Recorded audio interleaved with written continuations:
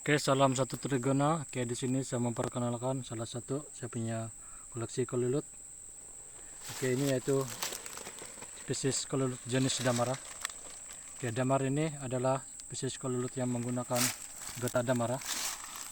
Oke, Damar itu keras, bukan lembut seperti Itama maupun keluluut spesies regen yang lain.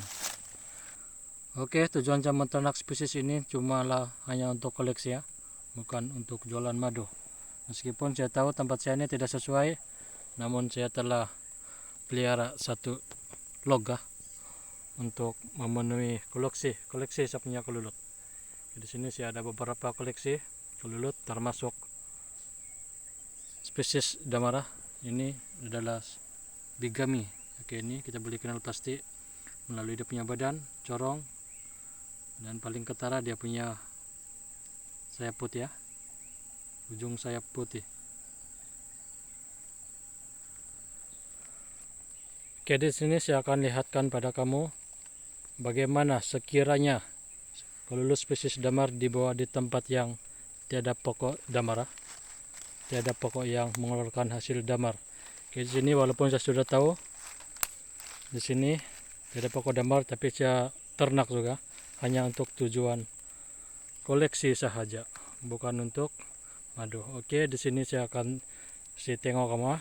Oke, sebelum kamu beli log jenis spesies Damar, kamu kena pastikan dan tengok video ini dulu sama ada berbalai di balik ataupun tidak. Oke, ini log saya sudah pelihara 3 tahun. Ada yang mengatakan spesies Damar dibawa di tempat yang tidak ada Damar dia akan pupus. Tapi di sini sudah hampir 4 tahun dia tetap ada koloni, dia tidak pupus dan tidak lari. Tetapi sebaliknya di dalam topeng ini saya akan lihatkan pada kamu. Oke, ini pun kita sudah tahu spesies Damar memerlukan Damara untuk membuat sarang dia, tetapi di sini ini sama seperti kelihatan Itama ataupun Tora, dia menggunakan regen getah yaitu propolis. Oke, melihat dia memang melekit. Damar tidak begini Oke, nah mau tengok keluluut ini menggunakan propolis sebab tempat saya ini tiada Damar. Oke, ini propolis 100% dia melekat. Oke, ini persoalannya bagaimana saya telah pastikan keluluut ini terus bertahan hidup Jadi kamu akan tengok. Cuma di sini ada sedikit kesilapan sebab punya kotak terlalu besar sebenarnya.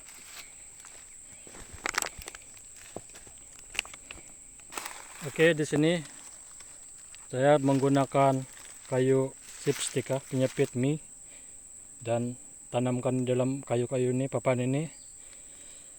Oke, saya punya tujuan pertama jenis Damar dia memerlukan tiang Damar untuk melekatkan dia punya madu. Di sini yang menebak propolis, dia tidak keras dia lembut.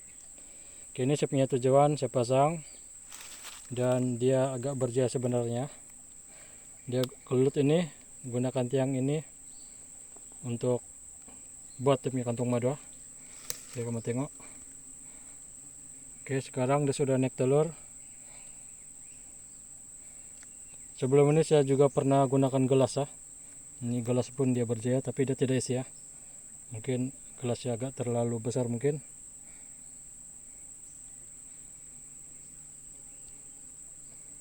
Oke, sebelum saya pasang tiang-tiang ini, kamu boleh nampak di bekas di celah-celah tiang ini ada satu ranting propolis mendatar di bawah. Itu sebenarnya propolis yang jatuh sebab dia tidak kukuh. Oke, sekarang keluluut ini walaupun tidak menghasilkan madu ataupun banyak madu, tetapi dia tetap hidup Ini hanya untuk sekadar koleksi saja. Jadi kalau boleh kepada penternak yang ingin memelihara spesies Damar ini, jika tahu tempat itu tidak sesuai, oke, jangan ternak nanti kasihan nih keluluut. Tetapi untuk sekadar koleksi, oke, kamu boleh buat macam tempat saya. Cuma kotak jangan terlalu besar kamu nampak dia besar pun dia tidak dapat memenuhi ruangnya. Jadi sekarang ini kelut makin membiak. Sekarang dia sudah naik telur. Oke, sebelum ini saya pasang masih baru, lebih kurang 12 bulan yang lalu. Oke, sebelum ini 2 tahun saya tidak pasang kayu, dia tidak apa-apa, kosong. Dia tidak madu, tidak bibred, tidak hasil telur. Oke, sekarang lepas saya pasang tiang-tiang, dia ada perubahan sedikit. Tidak banyak, tapi sekurang-kurangnya dia telah menggunakan pancang-pancang yang saya tanamnya.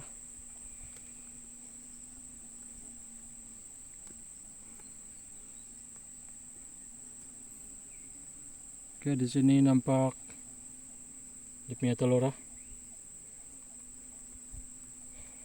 Ini saya akan biarkan, saya tidak akan kacau, sebab ini cuma sekadar koleksi koleksi kolulut, jadi tidak perlu buat pemindahan sel telur, cukup sekadar sebagai koleksi. Oke, untuk tontonan pelawat-pelawat ataupun mereka-mereka yang tidak pernah nampak secara bersemuka dengan spesies damar ini. Oke, di sini ranting-ranting propolis yang diperbuat daripada spesies damar ini sedikit berbeda dengan itama. Dia sedikit keras, mungkin dia telah campurkan dengan bahan lain untuk menjadikan dia keras. Bukan keras seperti kaca, seperti damar, dia sekurang-kurangnya dia sebenarnya lembut. Oke, kamu tengok dia mudah lentur, tetapi tidak mudah patah seperti damar. Oke, ini bukan damar, ini adalah 100% propolis. Oke, di sini sebelum itu saya pernah menggunakan teh kering sebab melihat komen kawan-kawan dalam grup Facebook dan mereka syorkan menggunakan teh kering dan minyak kering. Oke, di sini saya sudah coba menggunakan 2 kaidah itu, yaitu sepuhan minyak kering campuran teh kering dan dia tidak berjaya, dan saya cuma buang duit lah. Oke, jadi penyelesaian dia kepada mereka yang ingin menternak spesies ini itu cuma buang duit tidak perlu pun. Oke, ini lebih baik kamu guna seperti ini. Ini dia sedikit membantu. Jika kita menggunakan teh kering itu cuma membuang duit saja, sebab jika kita tidak bekalkan sepanjang masa dia akan tetap jadi begini juga. Dan teh kering dan minyak kering bukan murah jika kita kira dari segi cost dia semua.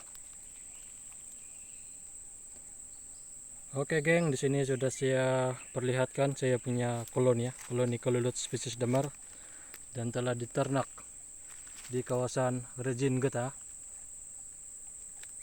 Dan sekarang kamu sudah lihat, sudah 4 tahun dia tidak alar tetapi dia punya perkembangan sangat terbantut yang tidak menghasilkan madu. Kalau ada madu pun dia cuma untuk keperluan koloni bukan untuk tuayan madu. Oke, semua ini propolis. Oke, ini bonggol tebal ini pun propolis. Nah, kalau saya tekan dia akan tenggelam. Oke kawan-kawan, sampai di sini saja untuk perkongsian saya tentang apakah akan jadi sekiranya kolulut damar diternak di tempat yang tidak sumber.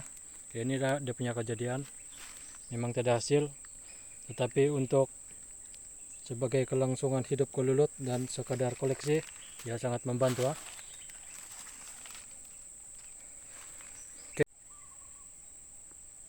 Oke, semoga perkongsian tadi memberi manfaat kepada mereka yang masih baru dalam bidang kolulut.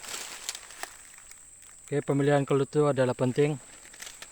Jadi di sini saya akan sarankan kepada yang masih baru adalah lebih elok memelihara spesies yang mudah diternak. Ini seperti satu spesies terminata. Oke, ini terminata.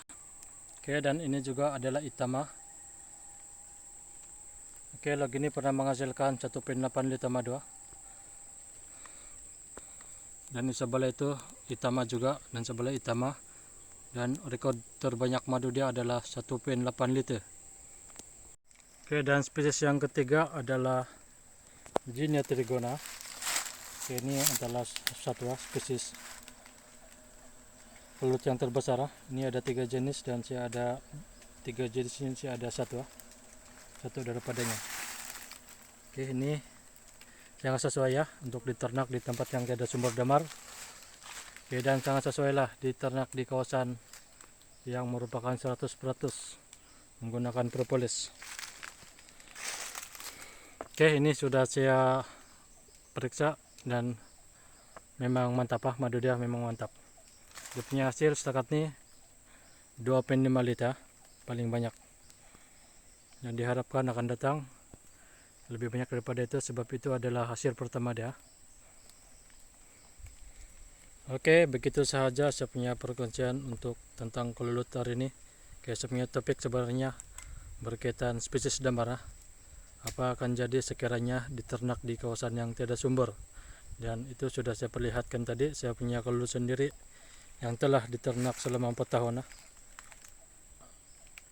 Dan selama 4 tahun itu dia tidak menghasilkan madu, dan saya sebenarnya sudah tahu memang tidak sesuai, cuma saya pelihara untuk sekadar koleksi saja.